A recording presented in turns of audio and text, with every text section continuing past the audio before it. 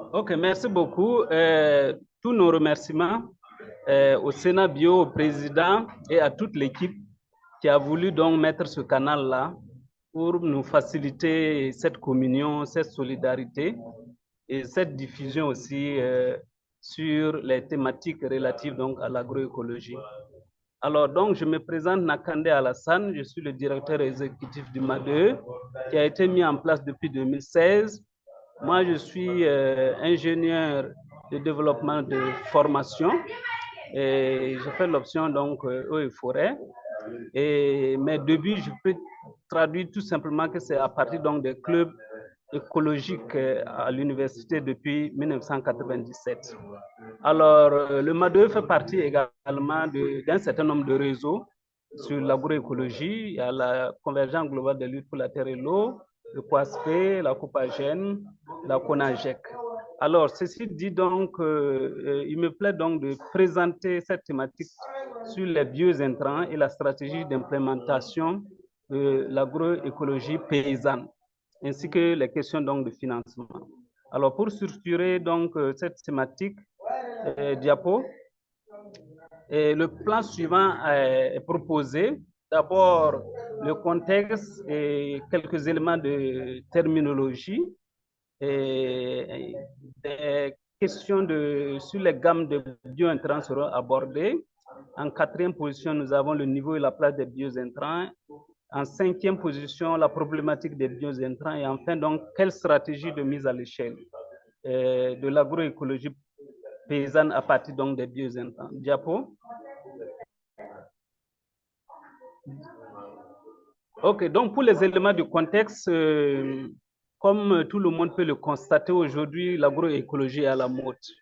Et un des acteurs disait qu'il faut rendre sexy l'agroécologie. En tout cas, on peut dire que cet aspect est réussi et tout le monde laisse voir dans toutes leurs actions, que ce soit les entreprises, les producteurs, les États, les partenaires, il y a toujours cette trace donc de l'agroécologie. C'est bien, mais également il faut s'interroger.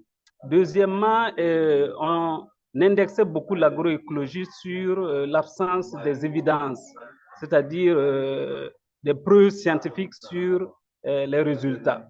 Mais aujourd'hui, je pense que de plus en plus, cette question est levée, d'autant plus que si on aborde cette question de biointrants, ça veut dire que déjà, il y a des leviers qui sont en marche.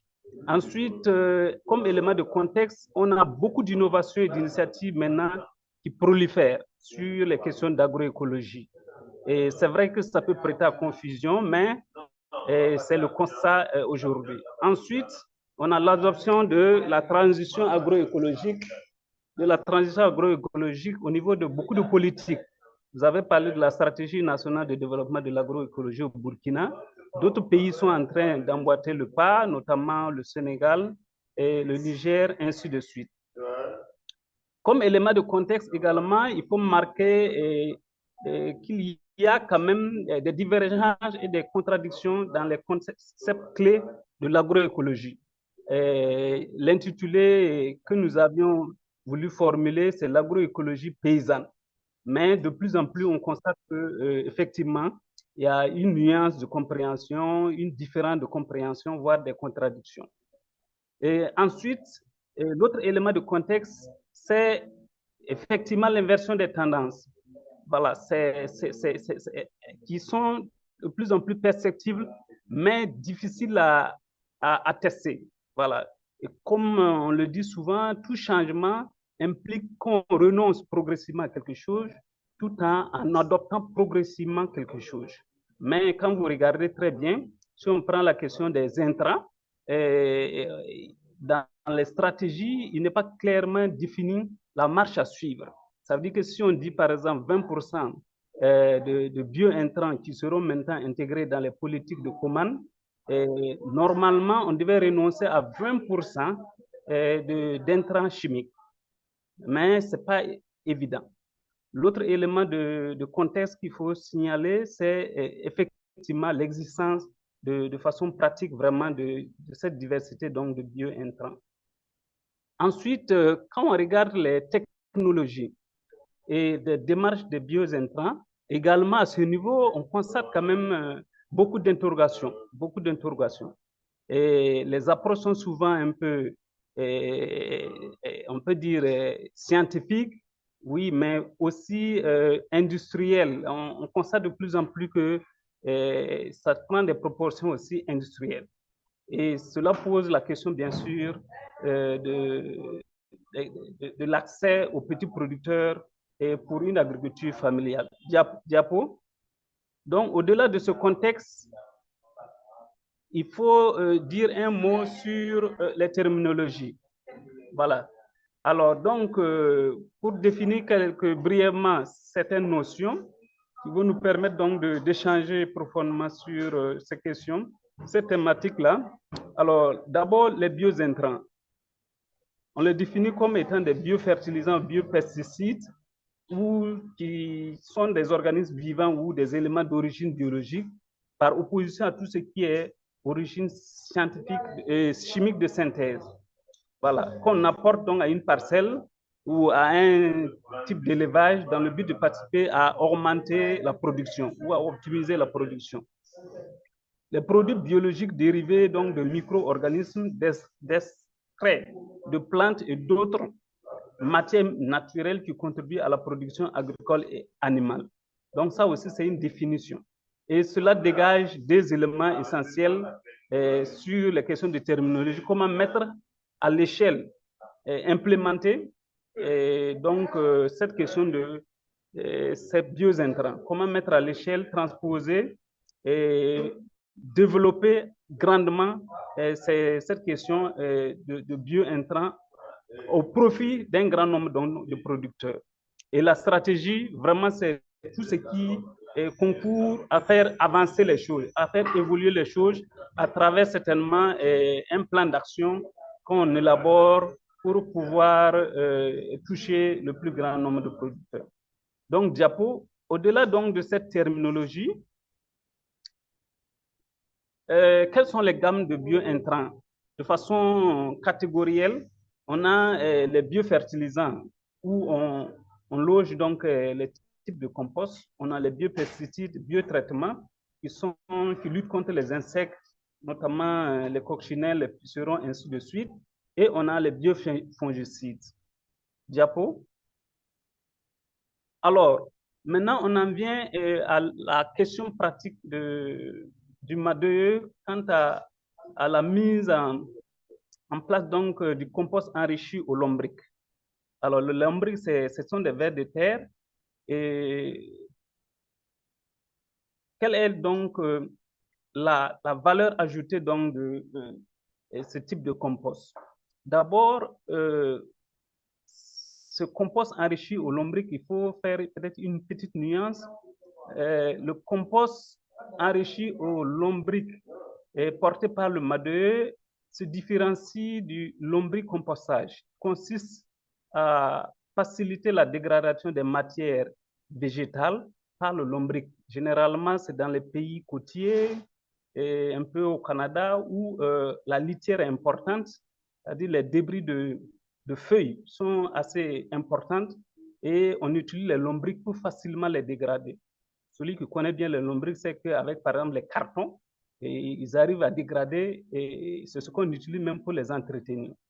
Alors, donc, la différence se situe au niveau du MADE, c'est que nous faisons en sorte que le lombric soit vivant à la fin du compostage. Voilà. Et qu'on apporte ce compost avec ce lombric vivant au niveau donc du sol. Voilà, c'est une différence fondamentale qu'il faut notifier. Alors, donc, un des premiers avantages, c'est que ça accroît bien sûr la biodiversité. Et le deuxième avantage, c'est que ça réduit la quantité de compost à l'hectare. Parce que le lombric ou le ver de terre a la faculté de coloniser horizontalement et verticalement donc le sol. Et deuxièmement, ça permet une remontée des minéraux des profondeurs de sol vers la surface, vers les surfaces cultivables. Voilà. Et ensuite, évidemment, ça permet d'augmenter les rendements. Et enfin, donc, ça aère et ça amène le sol à avoir une grande profondeur, donc favorable donc aux activités agro-pastorales.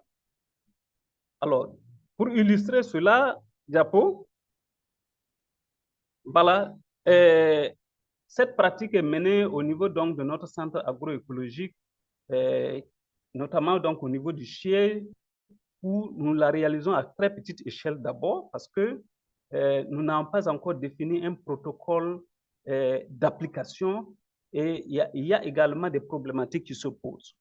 Alors, donc, la preuve, voilà des éléments donc, de compost que nous avions et ce qui traduit, par exemple, la profondeur des sols, c'est la patate douce à chair orange que nous réalisons sans faire donc des buts. Qui connaît la patate, généralement, on fait des buts pour permettre à la plante de produire, on va dire ainsi. Hein, les tubercules que cette plante-là produit. Et donc, au niveau donc de nos parcelles, on n'a pas besoin de réaliser ces buts-là. Ensuite, on a constaté véritablement un bon développement de certaines cultures maraîchères. Voilà, de certaines cultures maraîchères. Maintenant, pour illustrer un peu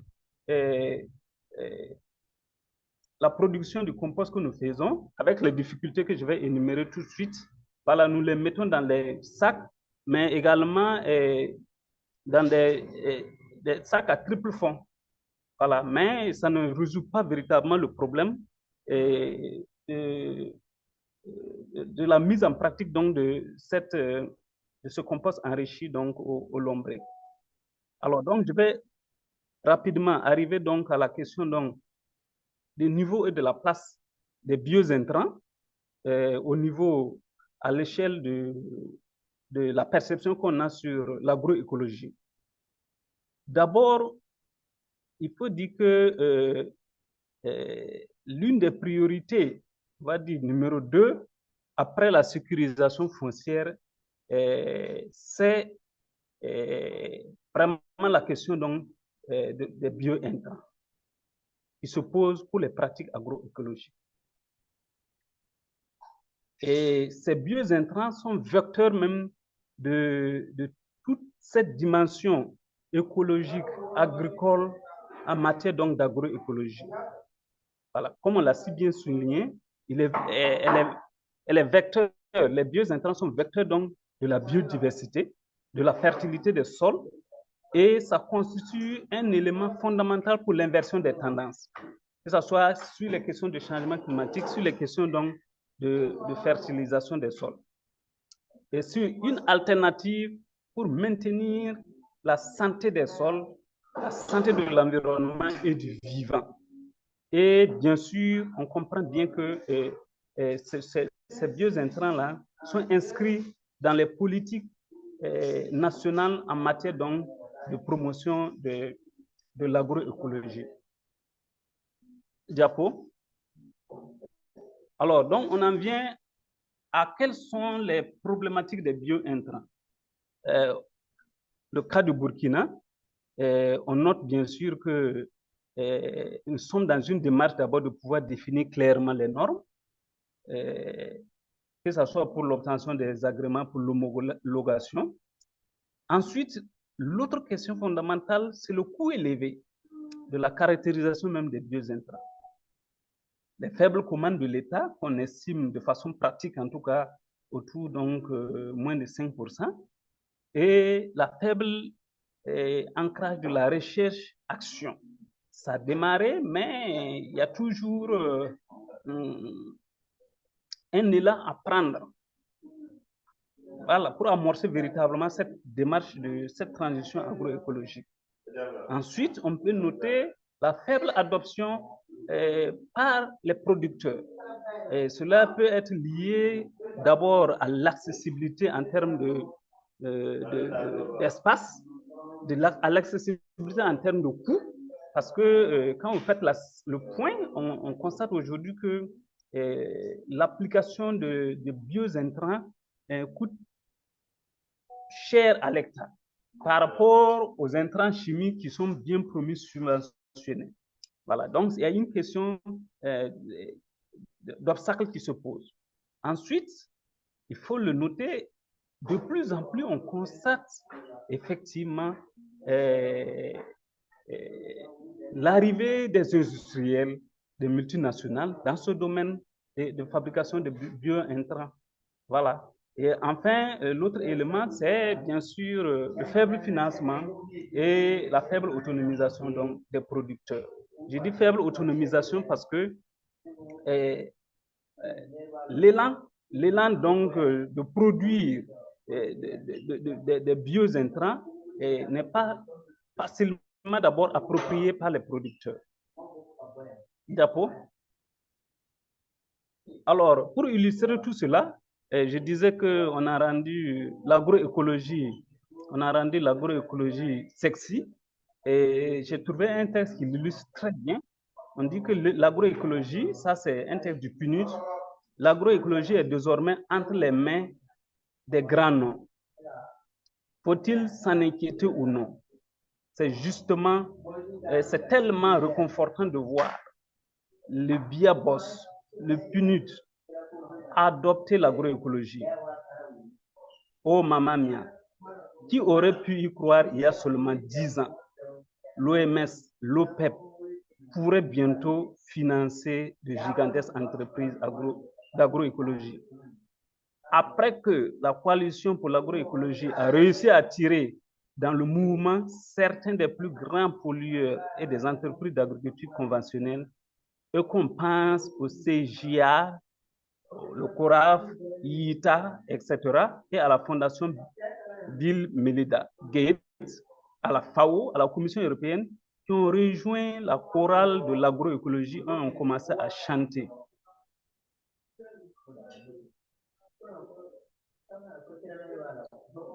Et on commençait à chanter. Voilà. La symphonie, alléluia, des sustainable food systems. Ai-je raison de développer une sorte de peur mêlée de scepticisme? Ou comme le disait mon ami Yann Arthus, est-il trop tard pour être pessimiste? Doit sauter de joie ou mentir? D'ailleurs, l'agroécologie est à nous tous. Ou bien, soyez donc bienvenus à la maison nature. Donc, c'est juste pour illustrer que cet élan que nous avons pris, nous devrons être plus vigilants, assurer plus la veille et contribuer fortement à l'élaboration des stratégies sur l'agroécologie pour ne pas laisser encore nous dévoyer d'abord le concept, mais la pratique, mais aussi la fabrication des bio-intrants. Sur ce, bien écologiquement, je vous remercie.